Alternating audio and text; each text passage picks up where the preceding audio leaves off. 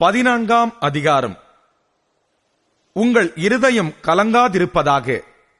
தேவனிடத்தில் விசுவாசமாயிருங்கள், என்னிடத்திலும் விசுவாசமாயிருங்கள். என் பிதாவின் வீட்டில் அநேக வாசஸ்தலங்கள் உண்டு. அப்படி இல்லாதிருந்தால் நான் உங்களுக்கு சொல்லியிருப்பேன். ஒரு ஸ்தலத்தை உங்களுக்காக ஆயத்தம் பண்ணப் போகிறேன். நான் போய் உங்களுக்காக ஸ்தலத்தை ஆயத்தம் பண்ணின பின்பு நான் இருக்கிற இடத்திலே நீங்களும் இருக்கும்படி நான் மறுபடியும் வந்து உங்களை என்னிடத்தில் சேர்த்துக் கொள்ளுவேன். நான் போகிற இடத்தை அறிந்திருக்கிறீர்கள், வழியையும் அறிந்திருக்கிறீர்கள் என்றார். தோமா அவரை நோக்கி, ஆண்டவரே, நீர் போகிற இடத்தை அறியோமே, வழியை நாங்கள் எப்படி அறிவோம் என்றான். அதற்கு இயேசு, நானே வழியும் சத்தியமும் ஜீவனுமாயிருக்கிறேன். என்னாலே அல்லாமல் ஒருவனும் பிதாவினிடத்தில் வரான். என்னை அறிந்தீர்களானால் என் பிதாவையும் அறிந்திருப்பீர்கள். இது முதல் நீங்கள் அவரை அறிந்தும் அவரை கண்டும் இருக்கிறீர்கள் என்றார். பிலிப்பு அவரை நோக்கி, ஆண்டவரே, பிதாவை எங்களுக்கு காண்பியும், அது எங்களுக்கு போதும் என்றான். அதற்கு இயேசு, பிலிப்புவே, இவ்வளவு காலம் நான் உங்களுடனே கூட இருந்தும் நீ என்னை அறியவில்லையா? என்னை கண்டவன் பிதாவை கண்டார். அப்படி இருக்க பிதாவை எங்களுக்கு காண்பியும் என்று நீ எப்படி சொல்லுகிறாய்? நான் பிதாவிலும் பிதா என்னிலும் இருக்கிறதை நீ விசுவாசிக்கிறதில்லையா? நான் உங்களுடனே சொல்லுகிற வசனங்களை என் சுயமாய் சொல்லவில்லை.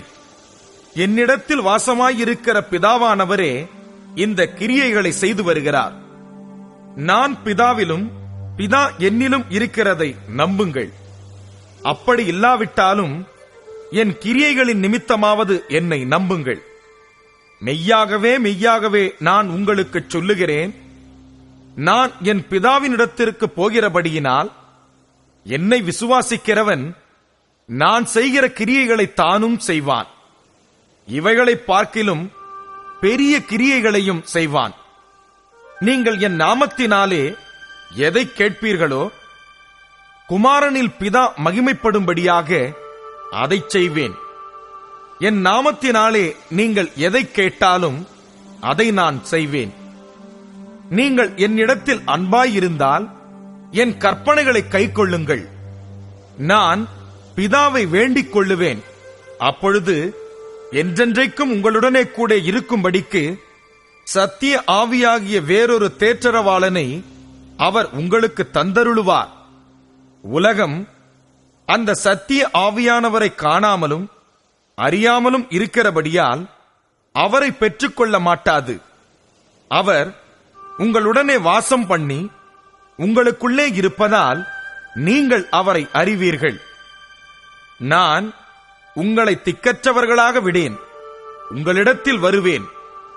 இன்னும் கொஞ்ச காலத்திலே உலகம் என்னை காணாது, நீங்களோ என்னை காண்பீர்கள். நான் பிழைக்கிறபடியினால் நீங்களும் பிழைப்பீர்கள். நான் என் பிதாவிலும் நீங்கள் என்னிலும் நான் உங்களிலும் இருக்கிறதை அந்நாளிலே நீங்கள் அறிவீர்கள். என் கற்பனைகளை பெற்றுக்கொண்டு அவைகளை கைக்கொள்ளுகிறவனே என்னிடத்தில் அன்பாயிருக்கிறான். என்னிடத்தில் அன்பாயிருக்கிறவன் என் பிதாவுக்கு அன்பாயிருப்பான். நானும் அவனில் அன்பாயிருந்து அவனுக்கு என்னை வெளிப்படுத்துவேன் என்றார். ஸ்காரியோத்தல்லாத யூதா என்பவன் அவரை நோக்கி, ஆண்டவரே, நீர் உலகத்துக்கு உம்மை வெளிப்படுத்தாமல் எங்களுக்கு உம்மை வெளிப்படுத்தப் போகிற காரணம் என்ன என்றான். இயேசு அவனுக்கு பிரதியுத்தரமாக, ஒருவன் என்னில் அன்பாயிருந்தால் அவன் என் வசனத்தை கைக்கொள்ளுவான். அவனில் என் பிதா அன்பாயிருப்பார். நாங்கள் அவனிடத்தில் வந்து அவனோடே வாசம் பண்ணுவோம். என்னில் அன்பாயிராதவன் என் வசனங்களை கைக்கொள்ள மாட்டான். நீங்கள் கேட்கிற வசனம் என்னுடையதாயிராமல் என்னை அனுப்பின பிதாவினுடையதாயிருக்கிறது. நான் உங்களுடனே தங்கி இருக்கையில் இவைகளை உங்களுக்கு சொன்னேன். என் நாமத்தினாலே பிதா அனுப்பப் போகிற பரிசுத்த ஆவியாகிய தேற்றரவாளனே எல்லாவற்றையும் உங்களுக்கு போதித்து, நான் உங்களுக்கு சொன்ன எல்லாவற்றையும் உங்களுக்கு நினைப்பூட்டுவார். சமாதானத்தை உங்களுக்கு வைத்துப் போகிறேன், என்னுடைய சமாதானத்தையே உங்களுக்கு கொடுக்கிறேன். உலகம் கொடுக்கிற பிரகாரம் நான் உங்களுக்கு கொடுக்கிறதில்லை. உங்கள் இருதயம் கலங்காமலும் பயப்படாமலும் இருப்பதாக. நான் போவேன் என்றும் திரும்பி உங்களிடத்தில் வருவேன் என்றும் நான் உங்களுடனே சொன்னதை கேட்டீர்களே.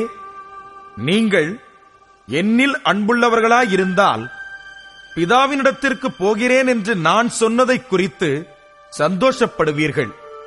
ஏனெனில் என் பிதா என்னிலும் பெரியவராயிருக்கிறார்.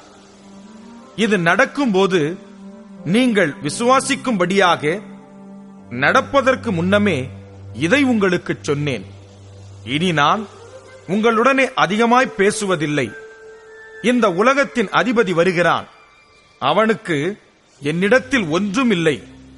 நான் பிதாவில் அன்பாய் இருக்கிறேன் என்றும் பிதா எனக்கு கட்டளையிட்டபடியே செய்கிறேன் என்றும் உலகம் அறியும்படிக்கு இப்படி நடக்கும்.